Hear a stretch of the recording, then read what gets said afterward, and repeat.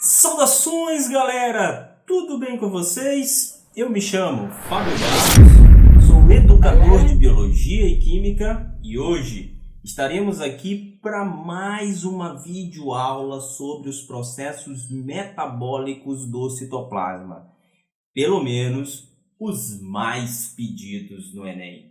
Então, na aula passada, para você que não viu, já vou deixar aqui o nosso link para a aula, é de síntese de proteína. Se você não viu esta aula, corra lá, já veja ela, que ela é uma das aulas principais do metabolismo celular.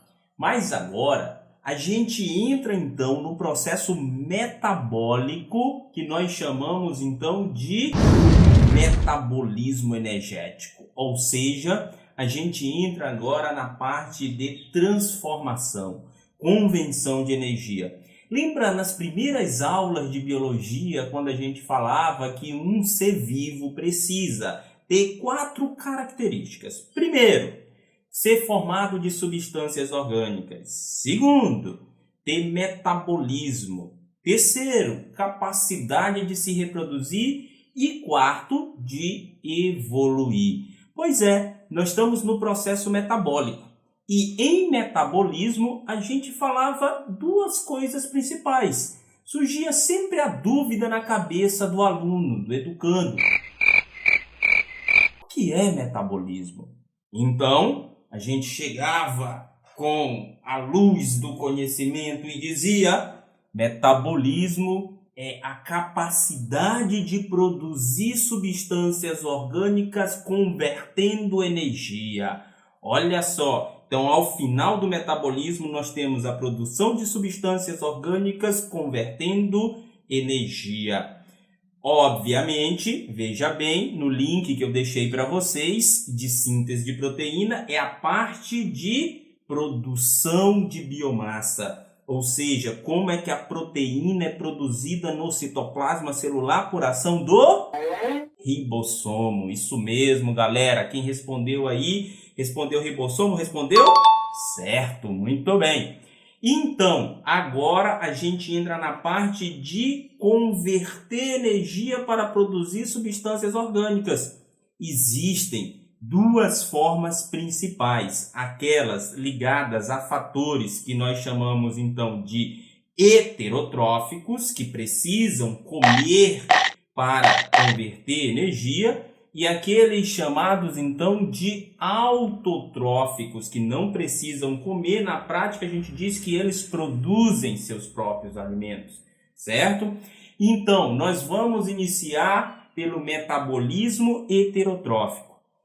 E aí, para compreender melhor que tipo de metabolismo é esse, quais são os dois principais tipos de metabolismos heterotróficos, fique aqui, já deixe seu comentário com dicas e sugestões para nós, deixe também o seu like, nunca esqueça disso. Se não for inscrito, já se inscreva no canal e não se esqueça, compartilhe o vídeo com os seus amigos para que outras pessoas tenham acesso a este conteúdo também, galera. Não esqueça também, eu falo sempre de Altamira, no estado do Pará, às margens do majestoso Rio Xingu, no meio da Amazônia brasileira. Esse bioma que fica convertendo energia de autotrófico para heterotrófico, de heterotrófico para autotrófico, de autotrófico para heterotrófico, de...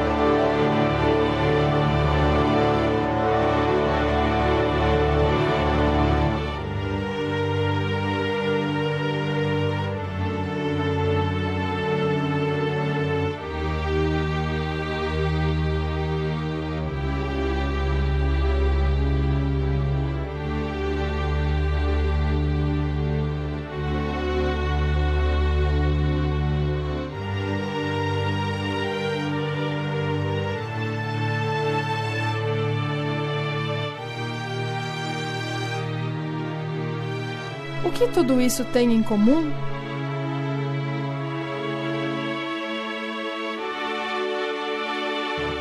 O consumo de energia.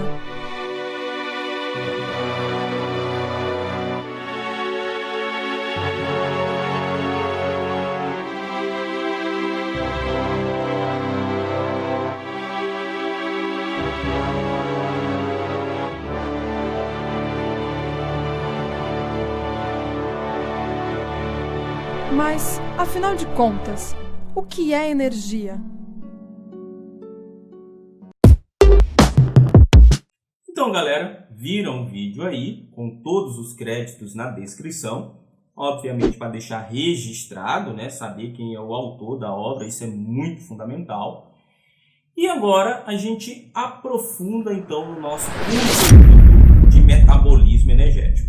Então, veja bem. Para iniciar o processo, nós precisamos caracterizar. E aí a gente divide em dois grandes grupos, que é o grupo dos que possuem metabolismos heterotróficos e aqueles que possuem metabolismos autotróficos. Obviamente os heterotróficos precisam comer, estou sendo bem grosseiro, bem resumindo muito bem aqui para vocês, e os autotróficos não precisam comer, eles produzem seu próprio alimento. Mas o que interessa para nós é agora verificar a fundo tudo isso. Obviamente, no grupo dos autotróficos, nós vamos estudar em um próximo vídeo. Nós vamos agora nos reter ao grupo dos heterotróficos, beleza? Então, aprofundando no metabolismo heterotrófico, nós temos então ainda ele dividido em dois grandes grupos. Quais são eles? Nós temos o grupo dos que fazem fermentação e aqueles que têm a respiração celular. A fermentação é muito mais simples, a respiração celular é um pouco mais complexa. Nós vamos ver os dois hoje, mas vamos começar do simples ao complexo. Então, para entender isso, retiramos aqui a respiração celular e ficamos somente com a fermentação, que é o nosso primeiro passo, perfeito? Então, mas para entender tanto a fermentação quanto a respiração celular, nós precisamos partir de um primeiro pressuposto. Vou deixar aqui para vocês também a molécula. Olha aqui, essa molécula se chama ATP. Quando eu falo de energia, obviamente eu estou falando desta molécula aqui. Quando eu falo de energia para os seres vivos, eu estou falando, em média, desta molécula aqui chamada de ATP.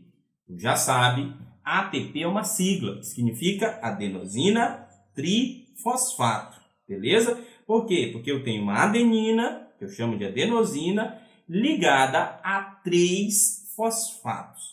E é na ligação de fosfato que vai estar a energia que os seres vivos utilizam, perfeito? Cada ligação dessa de fosfato tem uma energia específica.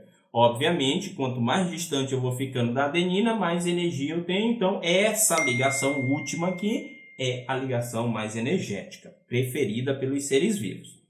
Mas os seres vivos, como nós já vimos nas aulas de bioquímica, eles retiram energia de algum lugar, principalmente aqueles que são heterotróficos, que é o que nós estamos debatendo aqui.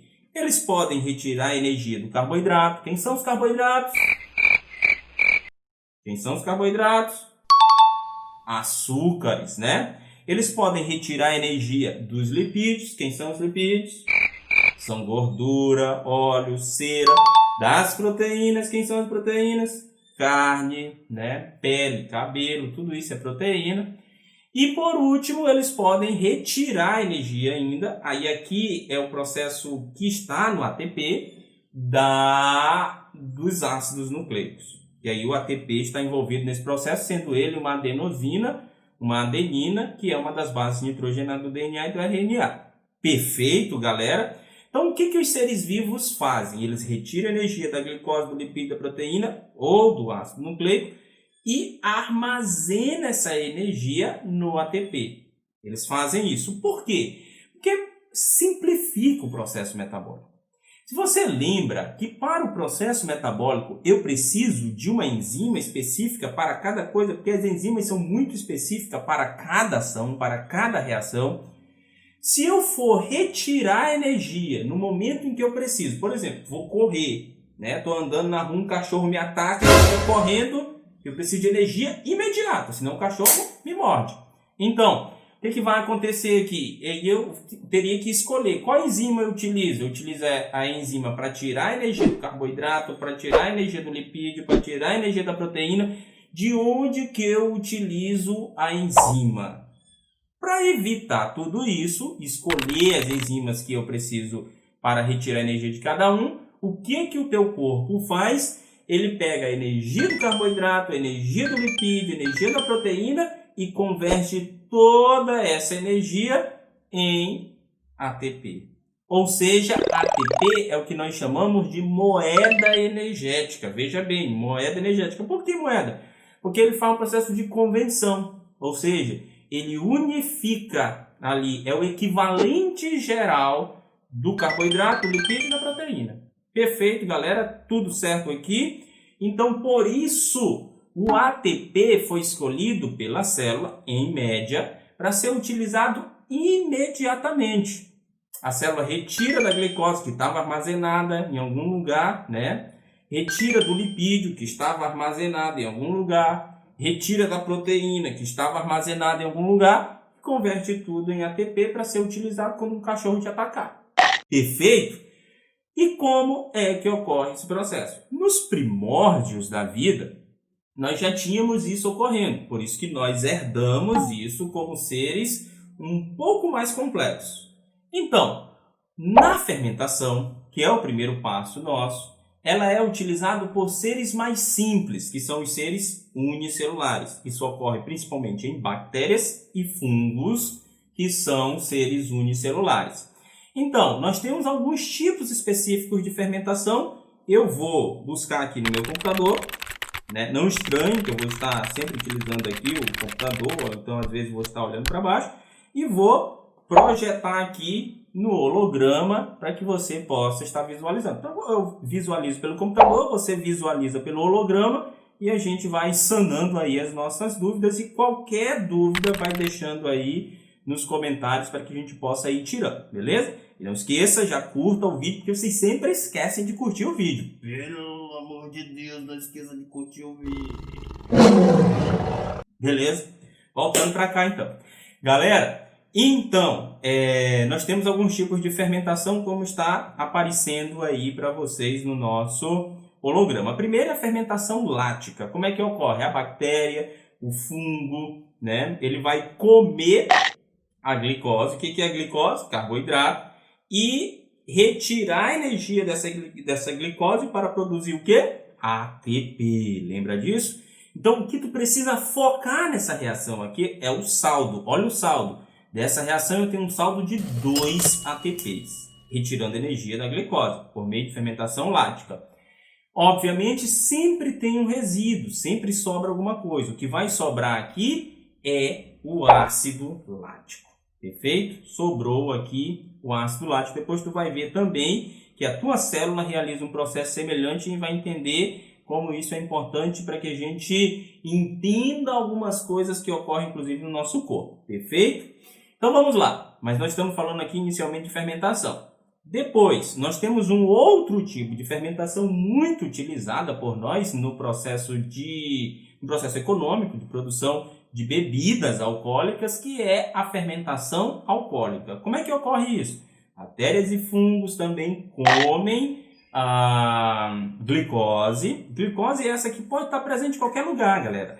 Uva, mandioca, cevada, enfim, maçã, qualquer coisa, tudo isso vai produzir bebida. Então a bactéria foi lá, comeu a uva, comeu a maçã, comeu a cevada, comeu a cana de açúcar, produziu com isso 2 ATPs de saldo, né, convertendo carboidrato em ATP, e tem um resíduo, na verdade, 2 resíduos. Quais são eles? Você está vendo aí? Um é o CO2, que é produzido, e o outro é justamente o álcool etílico, que é o etanol. Perfeito?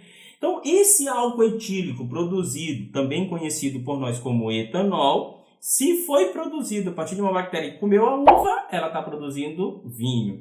Se foi a partir de uma bactéria que está comendo, por exemplo, a cevada, ela está produzindo cerveja. Uma bactéria que está comendo a cana de açúcar está produzindo cachaça. Uma bactéria que está comendo maçã e assim sucessivamente. Arroz, macaxeira. Os índios produzem bebida com macaxeira. Os japoneses produzem o saquê com arroz e assim sucessivamente. Uma série de processos para produzir bebidas alcoólicas. Perfeito? Não façam isso em casa e não tomem essas bebidas, principalmente se estiver estudando. Viu, galera? Então, continuando o nosso processo.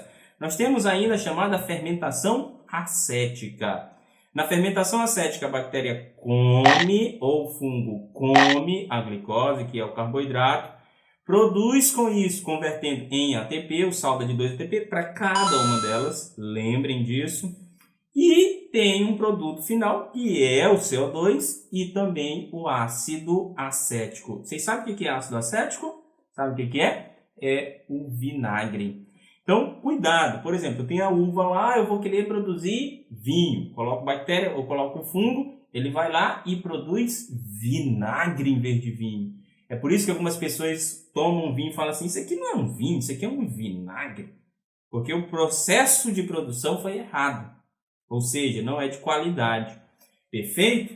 Então, nós temos aqui os diversos tipos de fermentação. Mas lembrem, isso ocorre em seres muito simples, seres unicelulares, e o saldo energético da produção de ATP é muito baixo. 2 ATPs em cada processo desse é um saldo muito baixo. Então, como a glicose produz 2 ATP. Então, ele precisa comer muito para sobreviver.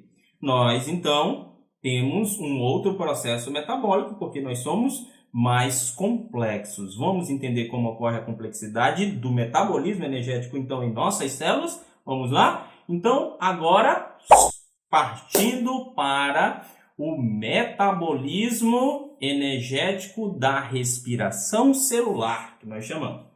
Então, no metabolismo energético da respiração celular, vocês já viram lá, mas vou estar mostrando novamente para vocês. Nós temos aqui a fórmula geral da respiração celular.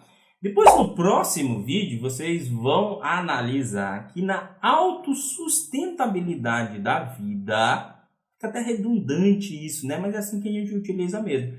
A autossustentabilidade da vida, os seres heterotróficos têm esse processo metabólico de respiração, produzem com isso o CO2 e água, e os vegetais, mas para isso eles precisam consumir glicose e oxigênio, os vegetais fazem o processo contrário, ou melhor, os produtores fazem o processo contrário.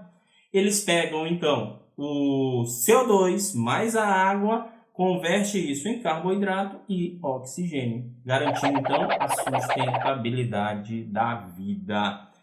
Nós já vimos isso inclusive em aulas anteriores, só estou reforçando aqui para você.